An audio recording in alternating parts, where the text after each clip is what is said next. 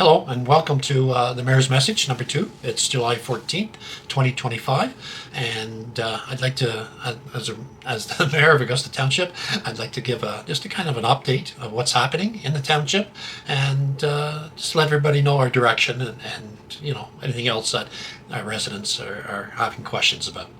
So a quick update, in other words. So our council has been past their midterm. The first 2 years we spent a lot of money, I should say, especially on recreation, over 2.5 million. Now a lot of that came from grants, and the areas of recreation. We put up new playgrounds. We did building improvements.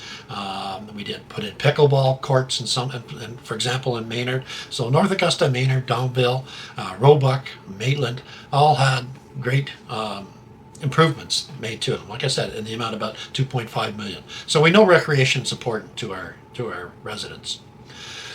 What else is important is our official plan. Now, our official plan is something that has unfortunately laxed for the last 12 years, and we're way behind in that.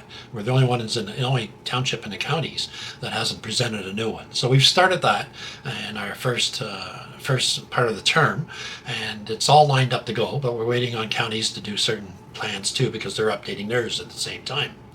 So it'll take about 18 months. We've done some things, for example, a secondary plan on Merwin Lane area, and we had public input from that. And now I believe counties is taking on the county's growth management plan, which we'll be involved with too, which will help our official plan. So, like I said, the first 2 years were recreation. Next 2 years we're going to spend on priority of homes and industry. So since our last tax increase, which was a couple of months ago, we've and that was really a hard decision by council. Just the fact that our revenue streams aren't up the same as other townships and other municipalities. We get our revenue streams basically from homes and industry, the two main ones. Now, let's talk about industry. First of all, industry, we have the second largest chemical plant site in Ontario. It has over 1,000 acres. Some of it's privately owned, some of it's owned by Vista, and some of it's owned by the township. We need to get companies in there, and we've had a lot of inquiries about that. We had one global company willing to come in, but unfortunately, the way the politics went down south, everything's kind of been put on hold. So, and a different route has gone through globally on the EV market. So what we have to do is keep pushing this to get that land and bring companies in there. And I've said this right from the first, it's the best logistically situated area in Ontario, if not Canada. We're between two international bridges to the US. We have a port that's 10 kilometers away. We have two 400 series highways that are close by. We have the main rail, Canada's main rail runs through our industrial park. Those are the advantages that companies want logistically. So there's no reason why we can't get those companies in. And we're going to strive to do that. We've got different avenues. We're working right now with the provincial government trying to get more power to that area, more electricity, more water, more gas to that area. So to support these industries. Actually, we'll be going to AMO, which is the Association of Municipalities of Ontario, in August, and talking to our provincial counterparts and the ministers, and asking for such things as for example, the Highway 401, that Blue Church Road, putting on-off ramps there to get the traffic coming through rather than Maitland and Prescott off at Blue Church Road. So there's many things, and the energy minister, talking with them to get more electrical power to this area. Because southeastern Ontario has been neglected, in my view, for the last 50 years. It's always been southwestern Ontario, but now it's time they got to start looking at our area. So, like I said before, 1,000 acres, logistically situated right there, and it's going to bring in new companies. So, again, along Blue Church Road, we have the Carlton Mushroom facility. We hope to have some greenhouses across the road from that, and again, that will all help the tax stream, revenue stream there. But the main revenue stream will come from our residential homes. And you got to remember that Augusta has no urban center. Much like any other municipality, we don't have a center where there's stores and retail and everything else. So, we've all we have is our settlement areas, which means Maitland, North Augusta, Roebuck, Downville, Algonquin, Maynard, that sort of thing, Riverview Heights. So what we did, so council took a look at that, and that's the only places that the province will let us build new homes. So even next to Prescott, we went out and purchased land right next to Prescott, 20 feet away from Sophia Street. 77 acres we purchased there.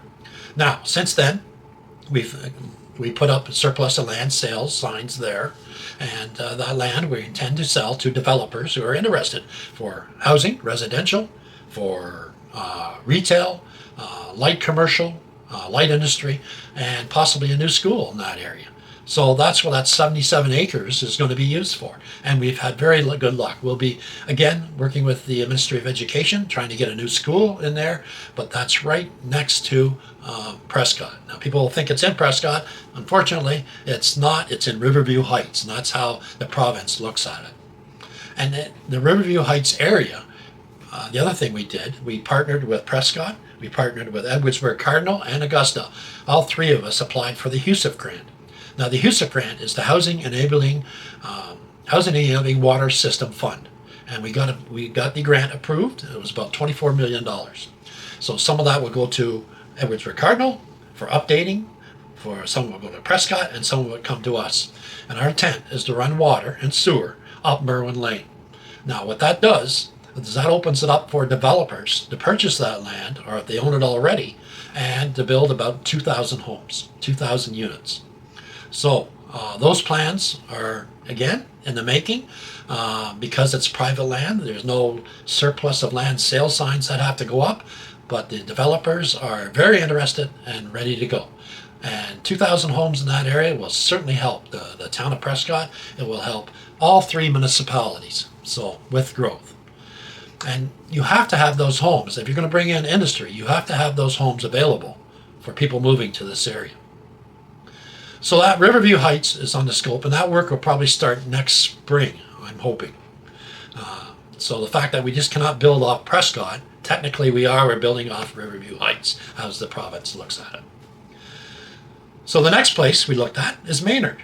Maynard will be having 67 net zero homes. These homes are made by Cabin, and again, they'll be going in that area. Now again, no surplus of land sales went up because it's private land they're using. So there will be some consultation with the public there on that community coming forward. But again, another 67 homes there to enjoy the recreation and hopefully have build up the Maynard area. So the next area we looked at was Maitland. And Maitland, we've got land there. We posted surplus land. I forget exactly how many acres it is. I think it's 10 to 20 acres. That a developer is interested in building homes there. And, our mandate is to build homes. That's what's set down for the province. So we discussed, when we heard about this, we discussed it with the executive committee of Merck, and we discussed it with the executive committee of Disc Golf, saying, what do you think about the idea? And at that time, both of them were positive on the idea. Now, thinking of the Maitland trails and the disc golf and everything, we said, well, okay, this is what we can do. The Maitland trails will not be touched. The Maitland trails actually are not on township land. They are across the tracks on the Ministry of Natural Resources land. So again, we will have to, it might be a different entrance to those trails, but the trails will still exist. The disc golf, we will move. We talked to the disc golf executive. They want to be close to the building naturally.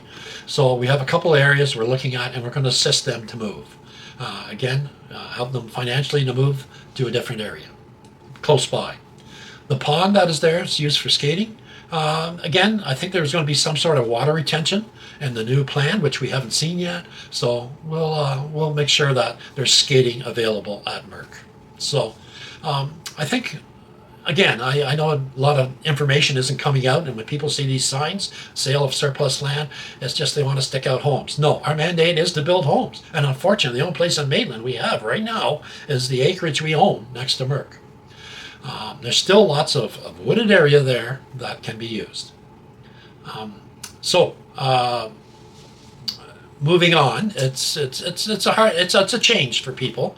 I realize that, and the same change we're going to have on Riverview Heights. Where houses are going to go on farmland. But we've got, as council, we've got to manage our growth. That's part of our responsibility.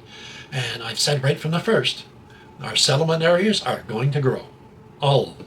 It's just a matter of when and in different ways. So, and you got to realize, I think too, I'm going to mention this, our counselors. I'm from Maitland. Okay, my kids were raised in Maitland. I devoted a lot of hours and volunteer hours to Merck. So I know what's involved with the Maitland trails and everything else there. Councillor Bowman's from Maitland and brought up her family there too. We have Deputy Mayor Winans, who's from North Augusta. And again, he knows that area and looks after it. We have Councillor Pape, Hendrik Pape, who has the Roebuck and the Donville area, which he lives there and is involved in. And of course, Councillor Henry, who lives in Lord's Mills in the Maynard area. So we're not strangers. We're not as if somebody from the outside is doing this. No, we have responsibilities of doing growth in this. And unfortunately, the only place we can grow is on our settlement areas. So again, the focus is going to be on homes and industry. Okay.